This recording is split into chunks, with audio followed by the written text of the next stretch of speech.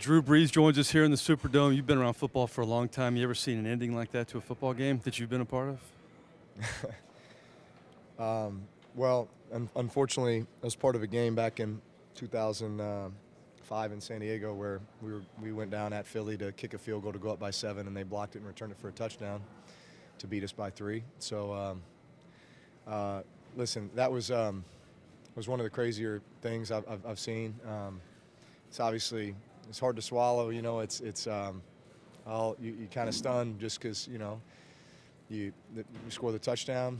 You know, you never take the extra point for granted, but obviously it's high percentage that you make that, and then defense steps out there to stop them. And so for them, the minute the guy jumped over and they blocked it, I knew what was going to happen. And so I said, all right, they're going to be up by 2. We're going to kick an onside. We're going to get it. We're going to go down. We're going to kick a field goal. And we're going to do it all over again to win this game. But unfortunately, that didn't happen. You get the ball with under 3 minutes left. The defense stops them with the field goal. You throw in double coverage to Brandon Cooks. Great pass, great catch. Just take me through that play.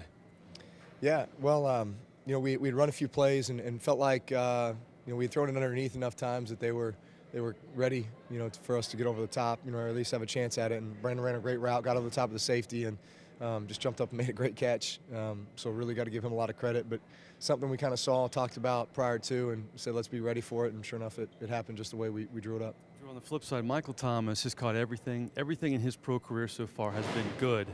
I saw after the second fumble he had, you made it a point to go over, put your arm around him. How do you treat a guy like that in this league who you lean on, you have a lot of respect for, and goes through a game like this and faces adversity for the first time? As a veteran, how do you try to help him moving forward?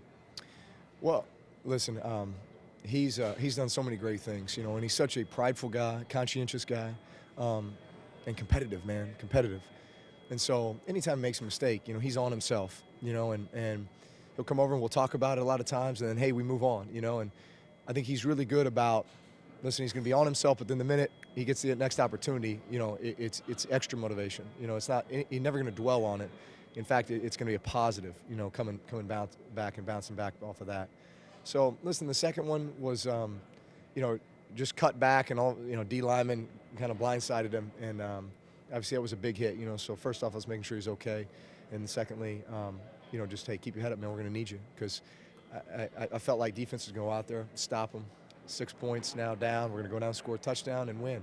Just like the plan was prior to that. We were down 3, but I wasn't thinking 3. I was thinking, let's go score and win this game. Talk about this football team. You do a lot of good things on offense, a lot of great things on defense, and you don't get a win. And I know you've talked about all year, you're not looking at the record. You're taking it week by week. But how hard is this one on this football team right now? Well, listen, it's difficult because you feel like it's a game you should have won. And you played well enough to win in a lot of ways. But, a couple plays here and there, and this game is not as tight as it was. So forget the blocked extra point, returned, all that. There's many other things where you'd say, man, we had plenty of chances. So, and listen, man, life goes on, and you got to be able to bounce back on a short week. Listen, we can't get on the field fast enough now to play Carolina. Divisional opponent, a lot at stake. Listen, it doesn't get any better than, man, being able to put the plan together this week, go on the road, and redeem ourselves, after today. That's my last question. Sean Payton said the same thing in his post-game, that normally a short week brings up obstacles, but in this case, you guys as a team look forward to get back on the field against the Carolina team that you've beaten already this season. How does playing a team within your division already once, how do you approach that game when you have to face them again on a week like this? Yeah, listen, they're they're a great football team, and we always have battles with those guys. And I feel like, both sides know each other pretty well, divisional opponent, but there's always new wrinkles every time we play each other. So got a lot of respect for their coaches and those players on that defense. And so, we know it's going to be a battle, a 4-quarter battle, maybe more. And, we got to be ready for that. Drew, I appreciate your time. See you next week. Thank you.